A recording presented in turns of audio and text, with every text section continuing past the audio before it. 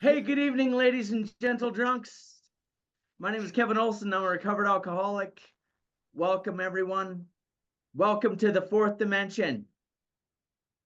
Big book study, that is. I'm glad you guys are all here. I know I'm glad I'm here. Certainly grateful to have this opportunity to share message of the big book with all of you. I never feel more alive than when I am sharing God's message in the program Recovering 12 Steps of Alcoholics Anonymous. And I couldn't be more pleased to be here and to share this with you. And although I am functionally a teacher of the big book tonight, I promise you I am a student of this book and always will be. And I learn as much from you all going through this work on a weekly basis as any of you do. And this study just means the world to me. So really glad I'm here. And let's begin, as we always do, with the set aside prayer. God, please help me to set aside everything I think I know about you, about me, about my fellow man, and please allow me to gain a fresh new vision, perspective, and understanding of what you, what me, what my fellow man, and the 12 steps are all about. Amen.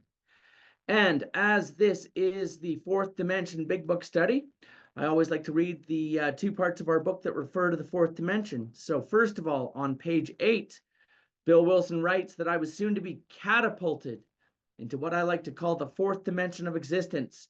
I was to know happiness, peace, and usefulness in a way of life that is incredibly more wonderful as time passes.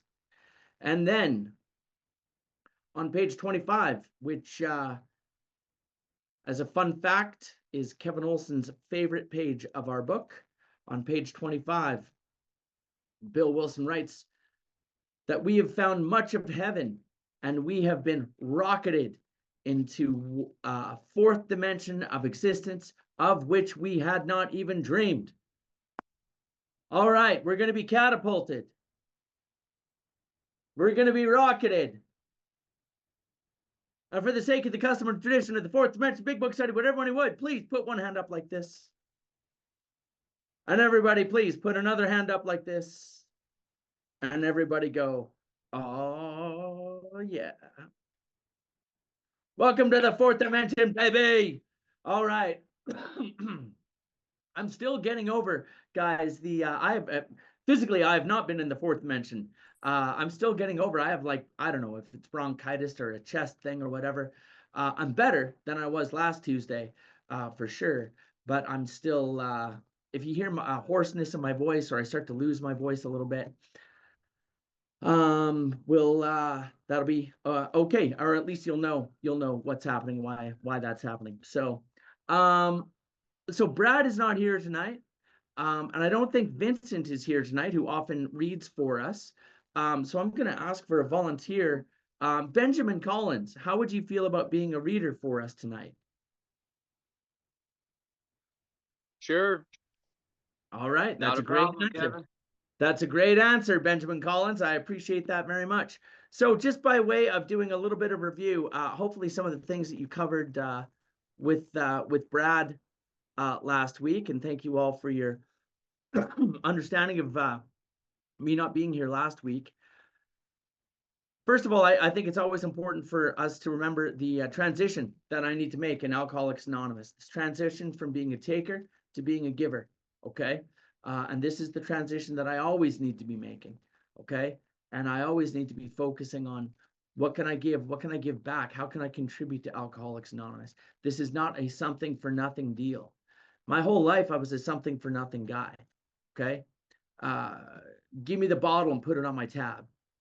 Front me the dope and I'll pay you later. And I come to AA and I want the same thing. Hey, give me the deal, give me the sparkle in your eye, and give me a bunch of sponsees, and give me 15 years of sobriety, and then I'll do the steps. Give me the stuff up front and then I'll do the steps. And it doesn't work that way. I can't run game on God. I can't jive God. I got to do the work up front, and then I get the results. And one of the funny paradoxes of AA is that in order for me to get the results, I have to give it away. I love that line in The Family Afterward, where it talks about the gold miner, the gaunt prospector who finally strikes gold, and he has struck a limitless lode, and I get to keep all of it. so long as I insist on giving away the entire product and mining it for the rest of my life. Well, I'm looking for the tape. I and just if- like to. And if I'm willing to give it all away, I get to keep it all. You know, Bill Cleveland, one of my favorite AA speakers. If you've never listened to Bill Cleveland, don't go to sleep tonight until you've heard Bill Cleveland. Okay, Bill Cleveland, excellent, one of my favorites. He says, we have this line: you got to give it away if we want to keep it, and that's not true. We have to give it away if we want to get it at all. You know, I was talking to someone today who they're sponsoring someone, and they're this person is willing to do the first 11 steps, but they're not into step 12, and I don't have time for step 12, and step 12 isn't I know, Rob, like, just it's very unusual. Rob immediately is like, what? I know, it's very unusual. I haven't met many people like that. Okay, but to them it's not convenient, it's inconvenient. Don't you understand? I have a busy life, it's inconvenient. And it's like, Alcoholics Anonymous is going to inconvenience me sometimes. My sponsor tells me that all the time. Kevin, AA is going to be inconvenient. But you know what it's inconveniencing me from is a life that I only have as the result of Alcoholics Anonymous in the first place. But this person, what they're doing, they're a taker. They're a taker in AA. They're coming and they've taken everything, and now they want to go away and live the rest of their life without giving anything back. And it doesn't work that way. If I want to enjoy and maintain contented, happy sobriety, and I want to know God, if I truly want to know God, I have to share and give what I have been given, without question. So I just wanted to talk about that for a minute. Last week, with any luck, Brad would have shared with you guys this. Did you guys go through this last week? Did Brad share this with you last week relative to the history of AA, problem solution, and the program of action? Going through the early history of AA, particularly in the forward to the second edition, guys, these are the three things that every alcoholic of my type needs to know in order to achieve recovery in Alcoholics Anonymous. I needed to know what my problem was, and we're going to talk in depth about the problem tonight. That's why I'm bringing this up. I'm kind of setting the stage for tonight. We're going to read through tonight the chapter, The Doctor's Opinion. Okay, in the chapter, The Doctor's Opinion, Dr. Silkworth explains what Bill Wilson in the forward to the second edition talks about as being the grave nature of alcoholism: physical allergy, mental obsession. We're going to start talking about that tonight in the Doctor's Opinion. If I have a problem, I need to know what the solution to that problem is. We got the solution from Dr. Carl Jung. Dr. Carl Jung told us that our solution in Alcoholics Anonymous is a vital spiritual experience. You know, I was just talking to a friend of mine, a guy that I work with, who's just recently found out that I'm in AA, and he's really interested and very supportive of that. And he said, now, Kevin, you tell me, is there any triggers that he's from Texas, so he says, is there any triggers that y'all don't want to talk about with me? Is there any, he's got that drawl. I love it. And I explained to him, no, man. Alcoholics Anonymous is more powerful than triggers. God is more powerful than simple triggers. Okay, this is not a program of managing triggers or managing our thinking or just thinking through the drink or playing the tape through to the end or any of that other nonsense. Our solution is based on having a vital spiritual experience as a result of simple actions that anyone can take. If I take the actions, I get the results. And so what are those actions? The third thing that I needed to understand: I got a problem. I need to know what the solution to that problem is. And then I needed a program of action that I can do. Most important word in AA is the word do. I can do these steps to have that experience to overcome my alcoholism. And the 12 steps originally come to us from a group called the Oxford Group. Did you guys talk about this last week, Rob, with Brad? No, as we went through the forwards. Okay, he didn't get into AA history very much, it sounds like, and that's okay. I'm grateful to him for substituting for me last week as I was sick. Okay, well, I'm gonna do then just a very quick crash course on this, and like I'm gonna give myself 5 minutes to do this, and then we're gonna get into the chapter, the Doctor's Opinion. In the late 1920s, there was a guy named Roland Hazard. Roland Hazard was a rich kid. Roland Hazard was a spoiled rich kid is what he was. Sorry, Rob, you were going to say something. Okay. So Brad did not talk about this last week. Is that right? Okay. So Roland Hazard was a spoiled rich kid. His family came from the Allied Dye and Chemical Factory. He was a very, very wealthy, well-to-do kid, and from time to time he would get an attack of the nerves. And when he would get an attack of the nerves, he would, unfortunately, inadvertently, through no fault of his own, tend to imbibe too much alcohol. Now, a man of his social echelon and stature could never be actually what they call an alcoholic, but Roland Hazard nonetheless had a problem with getting these nervous attacks, and then he would drink too much. And so they started to ship him off to various different psychiatrists. And finally, in one final Hail Mary, they sent him to one of the most popular psychiatrists in the world, a guy named Dr. Carl Jung. And most of you maybe have heard of Dr. Carl Jung. It's spelled with a J, which is different, J-U-N-G, Jung. Okay, and Dr. Carl Jung believed, in addition to a lot of psychiatry and psychoanalysis and things like that, Dr. Jung believed that some problems of the human experience, particularly alcoholism, could be caused by a vital spiritual experience. Roland spends 1 year with Carl Jung. Roland Hazard leaves, gets drunk almost immediately again, comes back crying to Dr. Jung saying, "What's wrong? What have I done? Why can't I get sober?" And Carl Jung says, "It's because you're an alcoholic. We've been tiptoeing around this, but we got to call a spade a spade. You are an alcoholic, and anything short of a spiritual awakening, and you are doomed to die an alcoholic death." Roland Hazard comes back to the United States, and he gets involved with a society, a group that at that time had become very popular, a group called the Oxford Group. Oxford Group was started by a guy named Frank Buchmann, Dr. Frank Buchmann, who was I believe he was a Lutheran minister who had just developed a series of actions that any human being could take to achieve a deeper experience with God. Their deal had nothing to do with not drinking, nothing at all.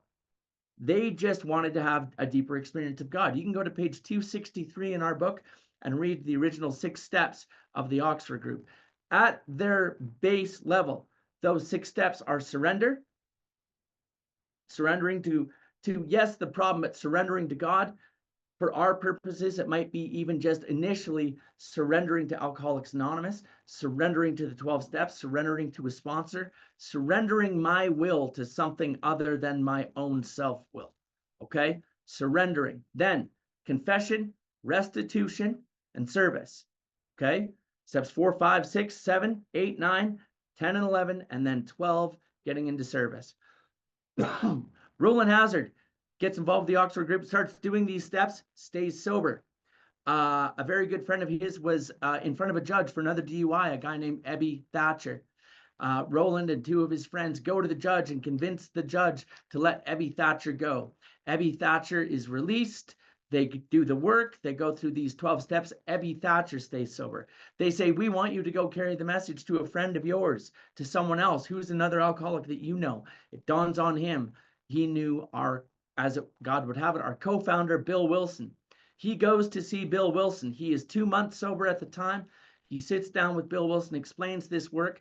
Bill Wilson now is at a very important point in human history, because Bill Wilson now knows the program of action and the solution from Ebby, the 12-step program, and the vital spiritual experience. There's only one piece of this that Ebby was missing. He did not know about the grave nature of alcoholism. Bill Wilson had learned of the grave nature of alcoholism from Dr. William D. Silkworth. And that's what we're going to talk about tonight. Okay, we're going to talk about what Bill Wilson knew that Ebby Thatcher didn't know. And it was the missing piece of the puzzle.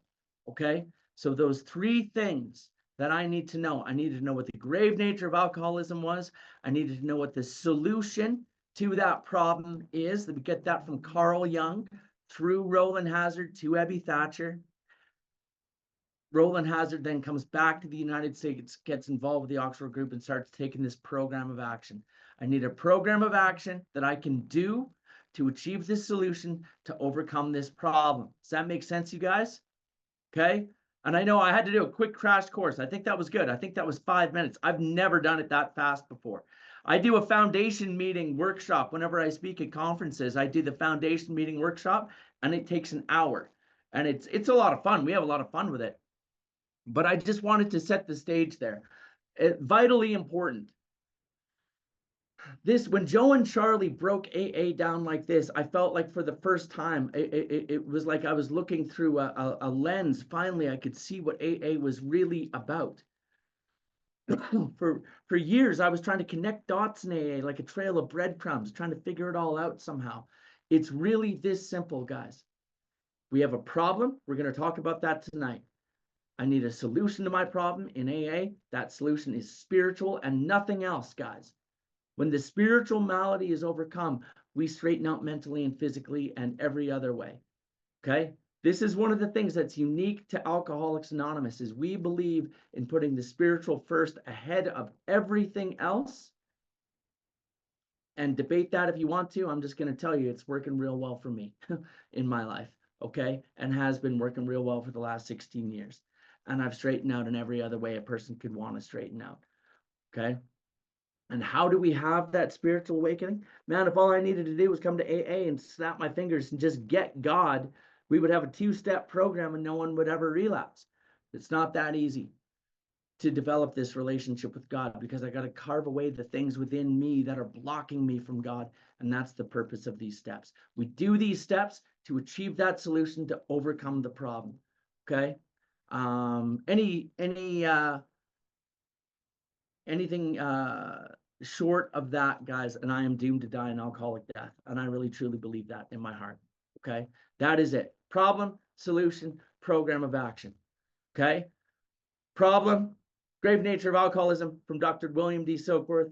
Solution, vital spiritual experience. We get that from Dr. Carl Jung. Program of action, 12 steps of Alcoholics Anonymous, which originally formed from the Oxford group. Okay, you guys with me on that? Thumbs up, thumbs up, thumbs up. All right. Hey, nice to see some old familiar faces. Nice to see you, Marianne. Good to see you. Good to see you, Howard. I just unshared the screen and now I can see all you guys. Aman, good to see you. Hello, hello. Great to see you. Howard, I'm really glad you're here, man. It's been a little while. Glad you're here. Okay. So let's get into it now, guys. Let's get into the chapter and let's learn about this grave nature of alcoholism. Let's see about the piece of information that Ebby Thatcher did not have. Ebby Thatcher comes to Bill's house and he knows what the program of action is and he knows what the solution is. But the only piece of information he did not have at that moment was to understand really what the grave nature of alcoholism is. We get that from Dr. William D. Silkworth. And the only thing, by the way, that's special and unique about Bill Wilson, he's not more intelligent than any of us. He's not more spiritual than any of us. He's not God's special chosen snowflake. You know, we do not worship Bill Wilson here in AA, despite what some people might think. Okay. I quote him a lot because he's a brilliant, beautiful writer. But the only thing that's special about Bill Wilson is that in that moment, in his kitchen, when Ebby Thatcher comes to see him, he is the first person in the history of humanity who could bring all 3 pieces of that information together. He knew what the problem was from Dr. Silkworth, and Ebby brings him the solution and the program of action. And in that moment, AA crystallized. That is what Alcoholics Anonymous is, and it happened in Bill Wilson's kitchen on Armistice Day. Actually, I think it was November 18th. It was after Armistice Day. I think it was November 18th, 1934, is when Ebby Thatcher comes to Bill's house. So with that said, guys, let's learn about the grave nature of alcoholism. And let's go read the doctor's opinion on, in the big book, it's page XXV, which is Roman numeral 25. And we're going to talk about this. So this chapter is the only chapter in the big book that is not written by an alcoholic, which incidentally is why it is not in the numbered pages. Okay. In the first printing of the first edition, it was page number 1. The doctor's opinion was page number 1. Okay. And what happened was because of royalties and so on, other things regarding the actual sale of the book, they wanted to make that change. But the other reason they needed to put Dr. Silkworth's chapter in the Roman numerals is because he's not an alcoholic. And they wanted it clear that the big book of Alcoholics Anonymous, the numbered pages, the first 164 pages of the book were written by alcoholics and alcoholics only. Dr. Silkworth, although he is a great man and a great friend to Alcoholics Anonymous, he's not an alcoholic. So they moved it into the Roman numerals. Consequently, that they actually did kind of a disservice in AA, because I don't know about you guys, but I don't read Roman numerals when I read books. Roman numerals and forwards and prefaces are for losers. Okay, I start at page number 1. Okay, and consequently, when I started page number 1, I missed the doctor's opinion for years, and I missed some vitally important information in AA. And I'll tell you what, even after I read the doctor's opinion, I still missed vitally important information in AA because I didn't understand it, and I didn't understand what this doctor was talking about. And so part of what I want to do with you guys tonight is help you to connect some dots and understand some of the things that Dr. Silkworth is talking about here, and how do they relate to us? How does this doctor writing this chapter, 1939, how does this fit for us? Okay. Now, the other thing about Dr. Silkworth is, he is a medical doctor. He was a neurosurgeon originally. He was a brain surgeon. And during the Great Depression in the early 1930s, he lost his job. And he'd always had a passion for working with other alcoholics. And he was approached by a man named Charlie Towns, who had founded his own hospital, the Charlie Towns Hospital in Manhattan in New York. And Dr. Silkworth was approached by him, and he said, do you want to come work at my hospital? And he said that he would. He made, by the way, at that time, the equivalent of $12,000 a year. That's like in today money. Today, he was making the equivalent of $12,000 a year. So he was not getting rich off working with alcoholics by any means. And what Dr. Silkworth would see at this hospital that he worked with was really two kinds of people. He would see some guys come in and they would say, that's it, I'm done, I'm never going to drink again. They'd sing the alcoholic national anthem. Okay, I'm never going to drink again. They would come, they would get the treatment, they would leave the hospital, and he'd never see them again. But about 1 out of every 10 of these guys, they would come and they would say, that's it, Dr. Silkworth, I'm done. I'm never going to drink again. I'm out of here. And they would leave. And what would happen? Same thing that happened to me. I'd get drunk again and be back in the hospital a month later. Okay. And Dr. Silkworth just started to look and could see like there's something different about some of these guys. Okay. They would come in and they would say things like, Dr. Silkworth, I've learned my lesson. I'm never going to drink again. And let me tell you guys, as an alcoholic, I suffer from a learning disability called alcoholism. Okay. We are not people who learn their lessons.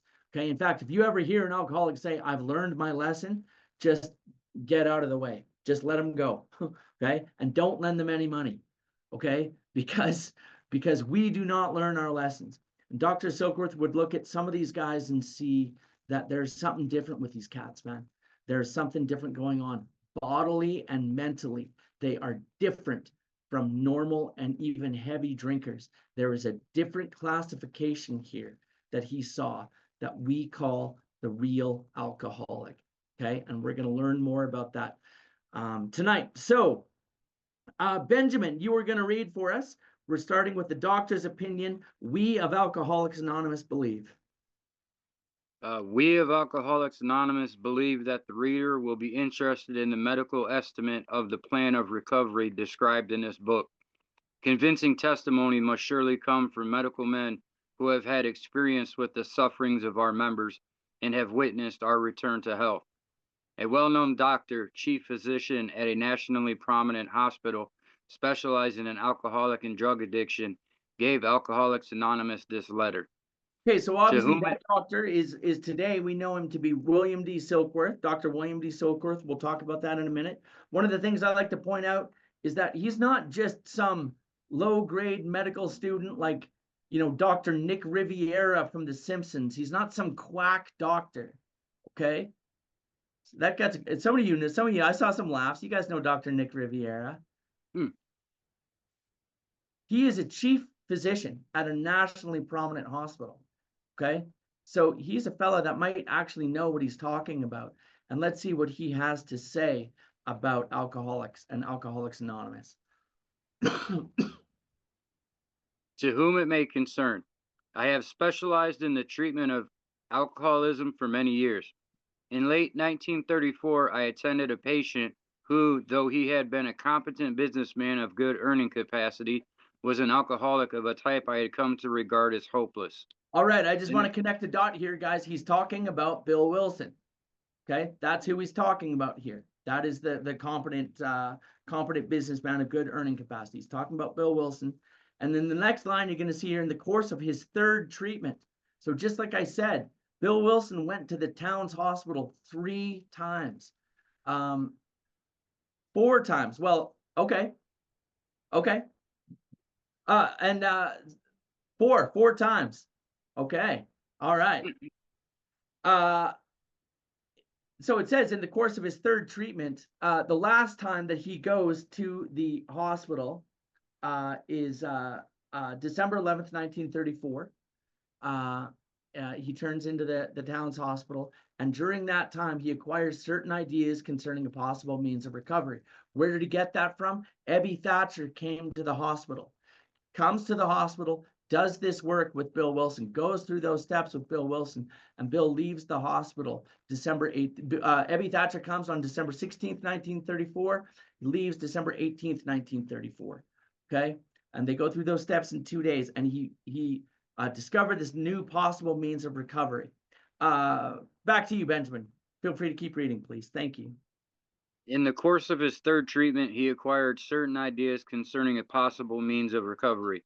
As part of his rehabilitation, he commenced to present his conceptions to other alcoholics, impressing upon them that they must do likewise with still others. This has become the basis of a rapidly growing fellowship of these men and their families. This man and over 100 others appear to have recovered.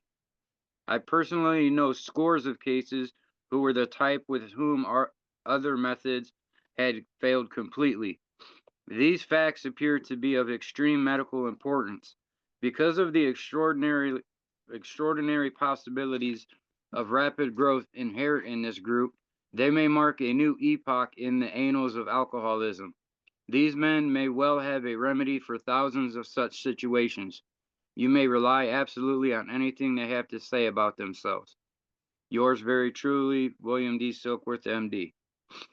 The physician. Okay. Sorry, so I'm just gonna highlight some things here. So it talks about an epoch in the annals of alcoholism. An epoch is just an era. Annals are simply, if you just think of them as like stacks in a library, okay? And so in the recorded history of alcoholism, there are stacks and stacks and stacks and shelves and shelves and shelves of books. This is a new era in those stacks of books, okay? This is a new epoch in the annals of alcoholism. They also say you may rely absolutely on anything they say about themselves. There are a lot of lines in the book that I use as a benchmark to ask myself, how am I doing relative to the first 100 members of Alcoholics Anonymous? And that's a really good question that I like to ask myself. Can you rely on absolutely anything I say about myself? Or more to the point, if you went and talked to Kevin's doctor, if you went and talked to Dr. Collins, would my doctor say that about me? Would he have that same opinion of me as Dr. Silkworth had about the first 100? I think it's an important thing for me to ask myself. Now, in the first printing of the first edition, this was the entire letter. This is all that we had for the doctor's opinion, okay? The second printing, and you're going to see here, they asked him to expand upon, and thank God that they did, because when he expanded upon it, expanded upon the letter, he gives us the cycle of alcoholism that has become absolutely an essential part of the foundation of my sponsorship At my group, we have this cycle of alcoholism up on the wall. It is functionally how I take men through step one. You can see Ken holding it up there. Ken's a proud member of Primary Purpose Group. Thank you. So Howard, yeah, thank you, Howard. Howard just put the dates that when Bill was in the Towns Hospital. I didn't know about that one in 1933, Howard. I appreciate that. Thank you.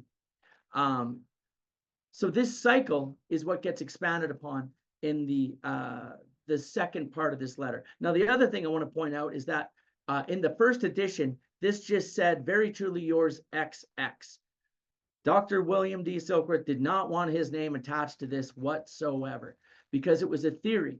It was a theory that he had, that these alcoholic types were bodily and mentally different from their fellows, and that there could be some form of spiritual recovery for these guys was completely outside the realm of the medical association or the medical industry, okay, the medical field. And it wasn't until the printing of the second edition, when now alcoholism had been accepted by the American Medical Association, the American Psychiatric Association as being an actual disease, so on and so forth, Dr. Silkworth said, now you can put my name on it. Now you can put my name on it. All right. Because they're human beings. He's a human being like any of us. Okay. And so once it had been accepted and approved, he felt safe putting his name on it. But so for years, he remained anonymous, and we didn't know who the doctor was. It was just very truly yours, XX. And so now, now we know that it was Dr. William D. Silkworth. So let's see. Now we're back to what Bill Wilson is saying about this letter. So Benjamin, back to you. The physician who, at our request. The physician who, at our request, gave us this letter has been kind enough to enlarge upon his views in another statement which follows. In this statement, he confirms what we who have suffered alcoholic torture must believe, that the body of the alcoholic is quite as abnormal as his mind. It did not satisfy us to be told that we could not control our drinking just because we were maladjusted to life, that we were in full flight from reality, or were outright mental defectives. These things were true to some extent, in fact, to a considerable extent with some of us, but we are sure that our bodies were sickened as well. In our belief, any picture of the alcoholic which leaves out the physical factor is incomplete. The Okay, so doctors we're going to talk about now the physical factor, okay, which we know today to be the physical allergy to alcohol, and how that physical allergy to alcohol manifests itself in the phenomenon of craving. Okay, now I didn't know this for years. Okay, even after years of being around AA, I did not realize, I did not understand what Alcoholics Anonymous is talking about when they said I had an allergy to alcohol. In fact, I used to get really frustrated by it, because people would say, you've got an allergy to alcohol, and that just didn't make any sense to me. Okay. Now let me ask here. If you feel like participating, raise your hand. I'm going to ask a question, and you're going to have to unmute yourself for a second, and you're just going to have to answer a couple of quick questions. Okay. And so the question I want to ask here is, anyone here online allergic to anything? If you want to answer that question, unmute yourself. We're just going to get a little audience participation. Anyone here allergic to anything other than alcohol? I get it. Okay, Judy Pops from New York. What are you allergic to, Judy? Certain medication, that is for sure. Okay, Judy. And so if you take that medication, what happens? What's the effect if you take that medication? I just had one last week, and I had one the other day. One I took, my doctor said it would help my coughing, help me stop coughing. I fell asleep within a half an hour and slept for 12 hours. I woke up the next morning and dumped it down the drain. That was that. Okay. Won't use that again. Is it safe to say, Judy, that for you, falling asleep like that and going into a sleep coma, that's a negative experience? That's not something that you enjoy. That's not something. Nope, didn't like. All too familiar. Yeah, I get it. Okay, very good. Thank you, Judy. Thank you. I saw Howard raise his hand. Yeah, ragweed, pollen, cat dander, Perfect. Okay. And I- so Oh, if you get exposed to ragweed, cat dander, what happens, Howard? wheezing, sneezing, tearing. Oh, and is it safe to say that wheezing, sneezing, tearing is a negative experience? It's a negative thing. I'm going to go with that. Yeah. Not enjoyable for you. I love it. Okay. Anybody else? One more. Anyone else allergic to anything? I see Gail's got her hand up. Yeah, thanks, Kevin. Yeah, some penicillin, sulfa, and Keflex. And if I take those, I can go into anaphylaxis, which is not pretty. And is it safe to say that anaphylaxis, that allergic reaction, is a negative reaction? Oh, that's pretty negative, all right, yeah. I get it. I get it. Now, here's one of the things that I confused for a long time. I would come to AA and people would say, Kevin, you're allergic to alcohol. Okay, you have this allergy to alcohol. And I'd say, that's funny because I'm drinking 2 bottles a day of it. Okay. Typically, things that we're allergic to, we don't want more of. It doesn't make any sense. Okay. But we have this allergy to alcohol that manifests itself in a phenomenon of craving for more alcohol. The more that I drink, the more that I want. But this is one of the curiosities of this allergy for alcoholics, is that the reaction, although it is an allergic reaction that we have as alcoholics, the allergic reaction is not negative. It is not a negative reaction. It is an extremely positive reaction. In fact, the first time that I took a drink I was in the back of a pickup truck at 12 years old, driving out to a farm party in Medicine Hat, Alberta, listening to Metallica on the car stereo, and somebody gave me a 2-liter bottle of Rockaberry wine cooler, and I sucked that bottle back, man. I did not have a negative allergic reaction. I had an extremely positive allergic reaction, but an allergic reaction nonetheless. You guys with me on that? It is an allergic reaction, yes, but it is a positive reaction. In fact, it was the most positive reaction I'd ever had in my whole life. It was transformational, okay? And so much so that it instantly kicked off into this phenomenon of craving, and I just wanted more and more and more. And the more that I drank, the more that I wanted, okay? Now, we're going to read more about this allergy here in the next couple chapters, but I want you to know in 1939, this was revolutionary. This had never been discussed in the world, okay? Today, we all kind of understand, yeah, alcoholics can't drink. We all know this now, right? In 1939, it was still considered a moral issue that if they were just better people, they wouldn't drink that way. The reality is, no, we are bodily different from our fellows. And this is something Dr. Silkworth, or Bill Wilson rather, says, alcoholics of my type must believe that we are bodily as different as we are mentally, okay? And once I put any alcohol whatsoever into my system, creates a craving beyond my control. One other thing I want to share right now, and this is something that Joe and Charlie pointed out, and it was very important for me to understand.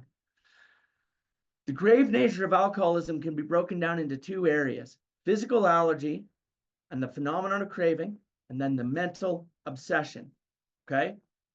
And in Alcoholics Anonymous, this is the way that we understand the word craving.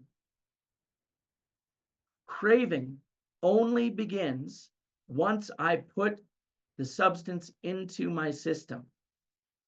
If, I got my man, everybody wave at my man Nick there. Nick, for 2 days. I love you, Nick. I love you, Nick. And we're all very happy to have you back. But so Nick was telling me today that he's thinking and he's struggling and it's on his mind all the time. Of course he does. He got 2 days right now, man. Okay. Everybody say a prayer for Nick tonight, please. 2 days. Remember 2 days? Holy Moses. I'm so proud of you, Nick, for being here, brother. I'm so glad to be working with you again. But I just want to point out that what's going on for him is mental, and we call that the mental obsession, okay? He is not craving. Craving only begins. When does craving begin? Craving begins once I take the first drink or drug and I trigger the craving. If somebody comes to you and they're 3 months sober and they're like, man, I'm really craving a drink, what they really mean is they're suffering from the mental obsession, thinking about using, okay? And falling prey to that lie, okay? Not craving. In Alcoholics Anonymous, the craving only begins once I start using. Okay, does that make sense, you guys? Thumbs up if that makes sense, yeah? All right, rock and roll, you guys. Thank you so much. Okay, Benjamin, back to you. The doctor's theory that we have an allergy to alcohol interests us.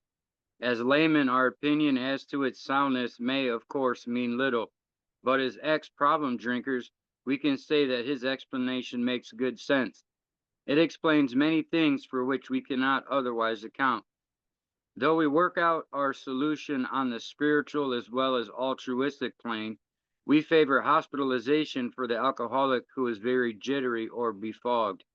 More often than not, it is imperative that a man's brain be cleared before he is approached, as he has then a better chance of understanding and accepting what we have to offer. The doctor writes. Okay, The so just to be subject- clear again, guys, what we're going to read right now, that was what Bill Wilson just said. Now, this is Dr. Silkworth's voice again, okay? And this was not included in the first printing of the first edition of the Big Book. This did not occur until the second printing of the first edition, where they asked Dr. Silkworth to expand on it, and he included this letter. And this is absolute solid gold and such an important part of my recovery and understanding of our disease. And hearing it now is like, it's like listening to Beethoven or Mozart. It's just absolute poetry music to me. So thank you. Back to you, Benjamin. The subject presented in this book seems to me to be of paramount importance to those afflicted with alcoholic addiction. I say this after many years' experience as medical director of one of the oldest hospitals in the country treating alcoholic and drug addiction. There was therefore a sense of real satisfaction when I was asked to contribute a few words on the subject, which is covered in such masterly detail in these pages. We doctors have realized for a long time that some form of moral psychology was of urgent importance to alcoholics, but its application presented difficulties beyond our conception. With our ultra-modern standards, our scientific approach to everything, we were perhaps not well equipped to apply the powers of good that lie outside our synthetic knowledge. Okay, so one of the Many things years I like to point out here, guys, is Dr. Silkworth here, he talks about moral psychology, right? And then later he even talks about the powers of good, okay? But why isn't he saying God? Why isn't he talking about spirituality? Okay, didn't you just say to us, Kevin, spirituality is the deal here, and now you're talking about moral psychology. Well, which is it? Well, look, for alcoholics of my type, it is absolutely spirituality. Okay, Dr. Silkworth, though, is a medical doctor. He's a scientist. Okay, so he doesn't know necessarily about all this spirituality stuff per se. What he knows is that he has seen an absolute revolution and transformation in these members, these hopeless alcoholics. And he knows that something has happened. He doesn't know what to call it. He's not willing to call it God. He's not willing to call it spirituality. He does call it moral psychology. And he even says powers of good. He's just got that extra O there. Okay. He's close there, but not quite. But it's okay because his life doesn't depend on it. My life and your life does if you be a real alcoholic. So I just want to be clear. When he says moral psychology, okay, please don't get confused. What he is talking about for us is a spiritual awakening as a result of the 12 steps, okay? The only reason he's not saying God or spirituality is because he's a scientist and a medical doctor. Okay. Now he's talking about Bill Wilson here again, many years ago. Back to you, Benjamin. Many years ago, one of the leading contributors to this book came under our care in this hospital, and while here acquired some ideas, which he put into practical application at once. Later, he requested the privilege of being allowed to tell his story to other patients here, and with some misgiving, we consented. I want you The guys to key- know that line is very important to me, and I take that line very much to heart. It is a privilege to be able to share this message to other members of Alcoholics Anonymous. That's how Bill Wilson viewed it. It was a privilege for him to be allowed to go into the hospital and share this message. And that's how I always need to be thinking about this. Anytime I'm carrying the message to one of my sponsees or anyone going into a treatment center to go on a panel talk or whatever, it is a privilege for us to be there. The cases we have followed through have been most interesting, in fact. Many of them are amazing. The unselfishness of these men as we have come to know them, the entire absence of profit motive, and their community spirit is indeed inspiring to one who has labored long and wearily in this alcoholic field. They believe in themselves and still more in the power which pulls chronic alcoholics back from the gates of death. Of course, an alcoholic ought to be freed from his physical craving for liquor, and this often requires a definite hospital procedure before psychological measures can be of maximum benefit. Okay, in this We- next part, Dr. Silkworth is going to go a little bit more in depth into his explanation of this allergy. Again, he's calling it an allergy, a physical allergy that manifests itself in the phenomenon of craving. Once I start drinking, I begin craving more alcohol. And the more that I drink, the more that I want. Okay? We believe, and so suggested a few years ago, that the action of alcohol on these chronic alcoholics is a manifestation of an allergy, that the phenomenon of craving is limited to this class and never occurs in the average temperate drinker. These allergic types can never safely use alcohol in any form at all. And once having formed a habit and found they cannot break it, once having lost their self-confidence, their reliance upon things human, their problems pile up on them and become astonishingly difficult to solve. So Frothy the thing about this emotional. allergy, as I said, guys, like we triggered the allergy, but it's not like I get to some point around 12 drinks that I decide, okay, well, the allergy is satisfied now. Never. Okay. The more that I drink, the more that I want. And which explains to me why, at 2 o'clock in the morning when it's last call at the bar, that's it, that's all, you were through at 2, and they turn on all the ugly lights, man, and everybody's got to go home, and everybody's thinking about going to work tomorrow, or they're thinking about hooking up with their partner or whatever they're going to do. What am I thinking about in that moment? All that I'm thinking about in that moment is how I can get more. Where can I get more? Who's got more right now? Because I'm not done and I got to get what I need to get. And at that point, man, I'm like an animal for more. So let me ask you a question. Show of hands. Anybody here ever bought off sales after the bar closed? Raise your hand if you ever bought off sales after the bar closed. Okay. I promise you, brothers and sisters, there is only one category of people on planet Earth that need more alcohol after the bar closes and are willing to pay a special premium amount of money for it. And those are the people in the grips of an obsession, of a craving beyond their control. You want to try something funny? Go ask normal drinkers if they've ever bought off sales. They won't even know what you mean. They've never even heard the word, let alone engaged in buying it, because they do not suffer from what I suffer from, this physical craving for more alcohol. Okay. Once I start, and the more that I drink, takeouts. Yeah, perfect, Charlotte. After the bar, getting that takeout beer, right? 2 o'clock in the morning, doing anything I can to find more, to get more, because I got to have what I got to get, man. I got to get to where I need to get to. I'm looking for a place of oblivion. I'm looking to pass out and fall into a coma. Okay, basically, that's how we drink. Okay.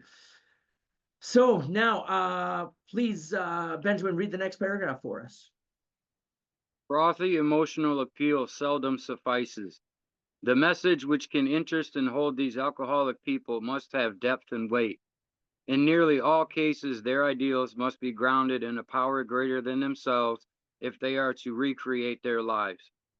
Frothy If any emotional appeal, the visual that I have of frothy emotional appeal is my mom, 3 o'clock in the morning, standing at the top of a stairwell when I have just physically pushed her away from me because I was trying to steal a 6-pack of beer from the fridge and she was trying to grab it out of my hand. And so I pushed my mother in the kitchen and physically harmed my mom. And her saying, "When did my son become such a pathetic drunk?" That's what she said to me. Okay. And that appeal did not make me want to get sober. That made me want to get drunk more than anything else, because of the guilt and the shame of that. The message that we have in Alcoholics Anonymous must be a message of depth and weight. And the message that we have is that God conquers alcoholism.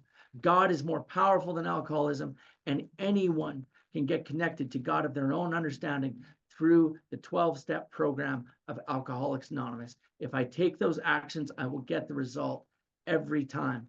And the spiritual awakening in AA is guaranteed as a result of taking these actions. That is our message of depth and weight.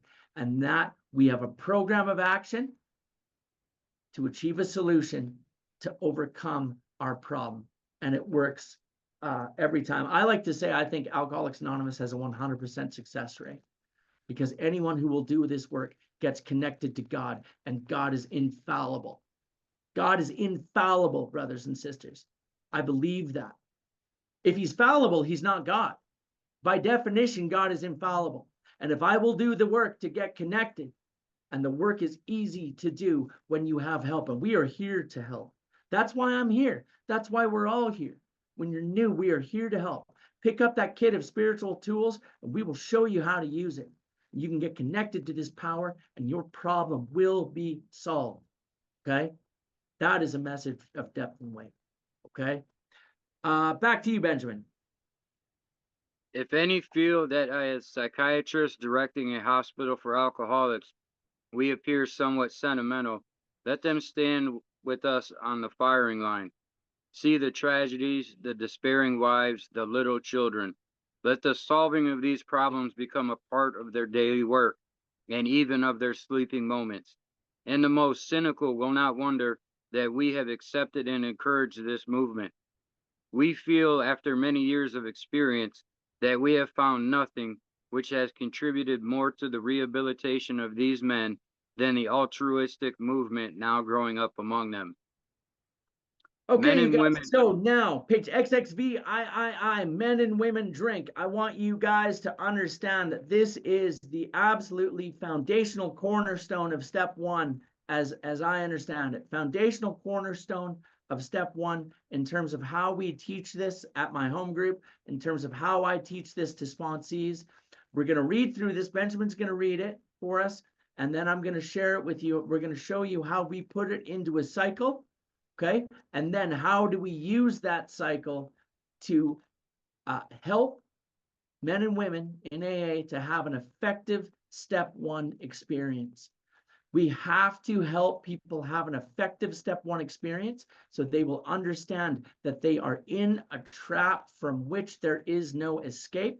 We have to help them understand that they are in a disease from which there is no other cure other than spiritual awakening as a result of the 12 steps of Alcoholics Anonymous. Okay, so Benjamin, please read for us this next paragraph. Now, the first thing, and again, this is what I said. I used to read this and I still didn't understand it, even when I read it. This says men and women drink, essentially because they like the effect produced by alcohol.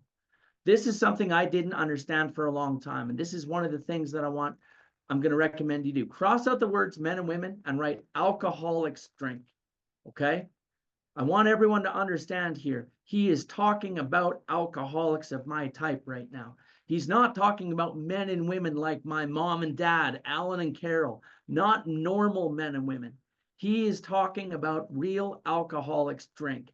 And everything in this paragraph is aimed exactly at me, the real alcoholic. Okay? Benjamin, back to you.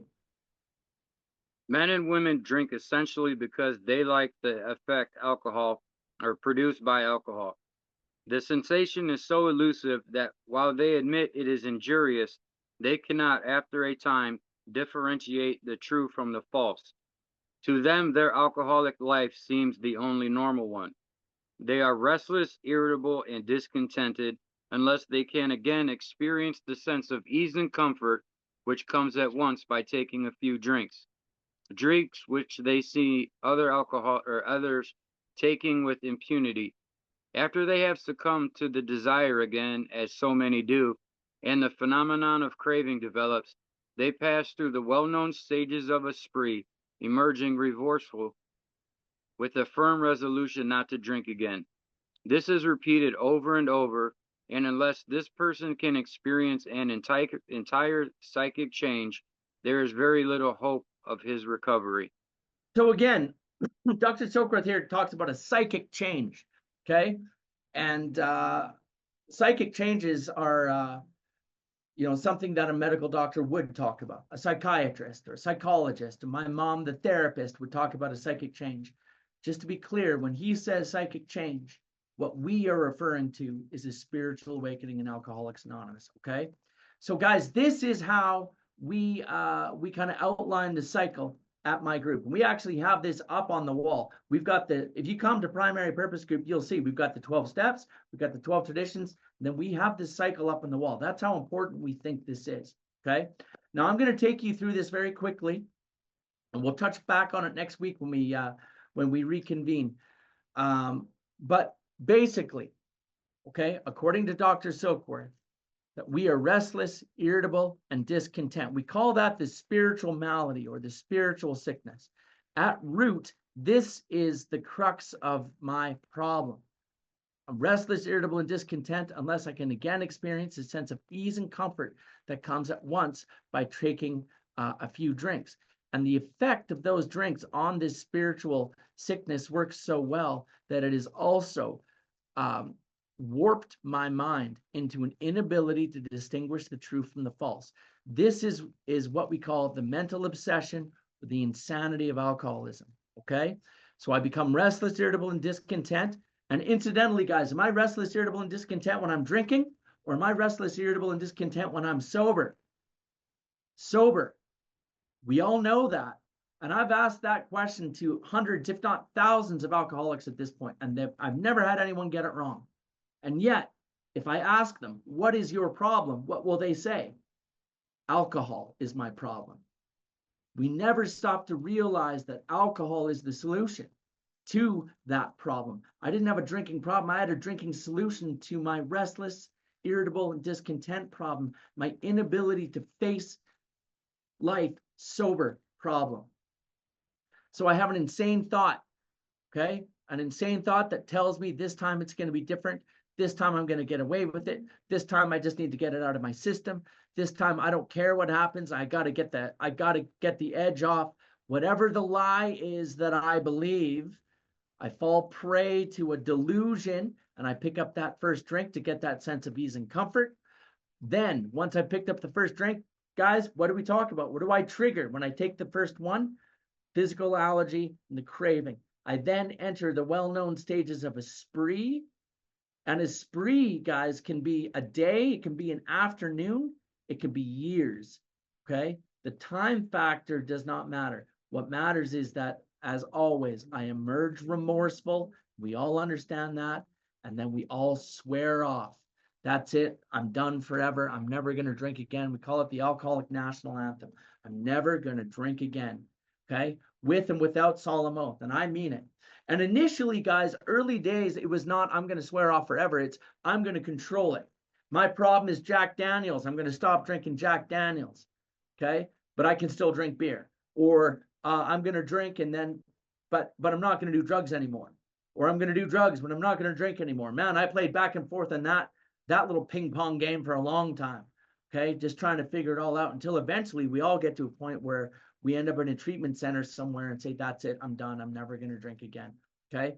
And this is repeated over and over. And unless this person can experience an entire psychic change, there's very little hope of his recovery.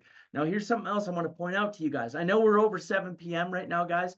Give me about another 5 minutes if you can hang in, because I want to share something with you for you guys to take away. Then don't run away, because my favorite thing of the whole night is to go around the room, everyone say hello and just introduce us and say hello and let us know where you're from. So if you can, stick around for another 10 minutes, that would be awesome. Here's the thing I always like to point out. Every time I go through this cycle, brothers and sisters, okay, and I take that first drink and I trigger that allergy and I enter the spree emerging remorseful and I've hurt everyone I ever loved and destroyed everything I ever cared about again, do you think that my spiritual condition improves, or do you think it gets worse? It gets worse every time I go through the cycle. You know, in step 1 in the 12 and 12, Bill Wilson refers to alcoholism as a rapacious creditor. A rapacious creditor, and that means a greedy debt collector that will take everything from us. And this is why, because every time I drink again, to get, you know, I never wanted to hurt anyone, man. I just wanted to feel better. That's all I wanted. I just wanted a way to feel better. Okay. I wanted to get this sense of ease and comfort. And I take that drink and I overshoot the mark and I enter the spree and I take the drink and the drink takes me and I start hurting people and wrecking things and emerging remorseful, firm resolution. And that feeling does not make a guy like me want to get sober. That would make a heavy drinker want to get sober. Heavy drinkers get sober when they emerge remorseful. I don't. I drink behind the guilt and the shame and the self-hatred that I had as a result of everything I do. And that makes this spiritual sickness worse and worse and worse. That's the bad news. The good news is we have a way out. We have a way out upon which we can absolutely agree and we can join in brotherly and harmonious action. Okay? We have a way out. And that's why the solution for the alcoholic has got to be spiritual. We have a spiritual problem at base, and my solution has got to be a spiritual one. So the way that we do this, the way that I work with my sponsees, is to have them come up with 5 stories from their own life that match this cycle, okay? This is Dr. Silkworth's pathology or symptomology for the disease of alcoholism. And what doctors do, we go in and we say, well, I have these symptoms. He says, those symptoms sound like this disease. I think you have this disease. He's not here to diagnose us today. So we need to look and see for our own selves, do I have the symptoms of this disease? And the way that we do that is starting with a firm resolution, because it's a definitive point in time. When was a time in my life, and I'm not talking about generally your drinking career, okay? That's not what we're talking about. I'm looking for a specific segment in time where you swore off. Then we want to talk about what happened during the period of sobriety. In what ways did you become restless, irritable, and discontent sober? Then I want you to zero in on exactly what was the thought that you had. What was the insane thought that you had prior to picking up that first drink or drug? What happens from here is uniform. What happens from here happens to everyone. We know what happens. You took the drink, triggered the craving, entered the spree, emerged remorseful. That much we know. That's easy. Okay? What is unique and the real disease of alcoholism is this. Okay? This up to the phenomenon of craving. This is the disease. Okay? Including the physical allergy and the craving. But this is the crux of the problem. The main problem of the alcoholic centers in my mind rather than my body. So I want to look at where did I swear off? What happened or what didn't happen during the period of sobriety? What stopped happening? Well, I got sober for a while and I had a sponsor and I was working the steps and I had a home group. And then little by little by little, I stopped doing the stuff that I needed to do.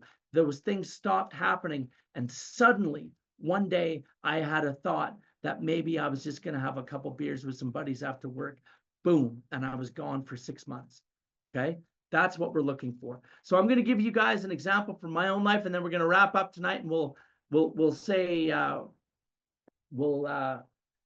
say hello to everyone around the screen. But I want you all thinking about a story from your own life, because I may call on you next week. One of the most powerful things is to share these stories with each other. Our book says when we're properly armed with facts about ourselves, we can genuinely win the confidence of another alcoholic in a few hours. Until this has been accomplished, nothing can be done. Okay? How do we gain the confidence? By talking about the cycle? By talking about quoting the big book? No, by sharing the language of the heart and experiences from my own life. Okay? So I'm going to share one of my stories with you. So you know what one of them sounds like, then I'm going to encourage you to find one from your own life, think about it, and come back. And when I work with sponsees, my man Nick is working on 5 right now. Okay, 5 stories from your own life that match this cycle. By the way, a lot of us are drug addicts. You can have some stories with drugs, that's fine. I want at least one of them to be regarding alcohol, because we need to be an alcoholic in order to be a member of Alcoholics Anonymous. As controversial as that may sound, I know, right? Anyway,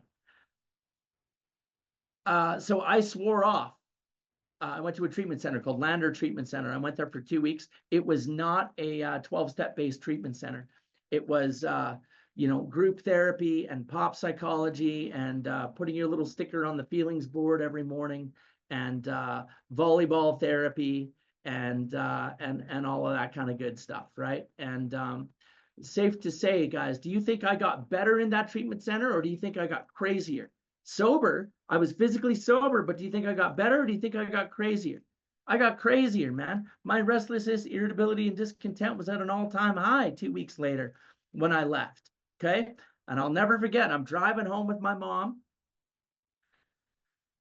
Poor woman came, drove out, this is after I terrorized my mother for years, and she drove out to pick me up at that treatment center. And I'm driving back, and I'm saying to my mom, Mom, it's all over. I'm never going to drink again. And here's everything that I learned. And, can I please borrow some money? Okay. And simultaneously, guys, I'm saying these words to her. And what is the thought I have in my head? The thought I have in my head, it was this. This is what the thought was. I wonder what Luke is doing tonight. Okay. Now, you don't know who Luke is, but you know exactly who Luke is. Okay. We all had a Luke. We all had a drug buddy, a running buddy, someone that we partied with. And I remember, I don't even think the car came to a complete stop when we got home. And I left, and I found out what Luke was doing that night, believe me. I remember him saying, is this, I still had the bracelet on from the treatment center. He's like, is this such a good idea? I said, why don't you just dummy up and give me what I need? And that was it. I took the first drink, and that was it. And I was gone. I triggered that physical craving, and I was gone for 4 days, emerged remorseful. And I experienced significant consequences from that. Okay. So again, swear off. Okay. A moment where we swear off, then what happened or what didn't happen during the period of sobriety, then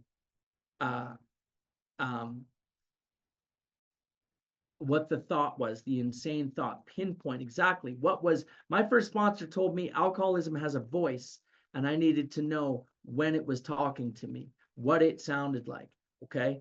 And so we get that. I want to know what that voice is. I want to know what that thought is. Then picking up the first drink, and the rest is uniform. Okay. But that's how we use that cycle. And we get that cycle from Dr. Silkworth. Okay, you guys, that's it. Thank you all. Thank you all for being here. Thanks everyone for listening.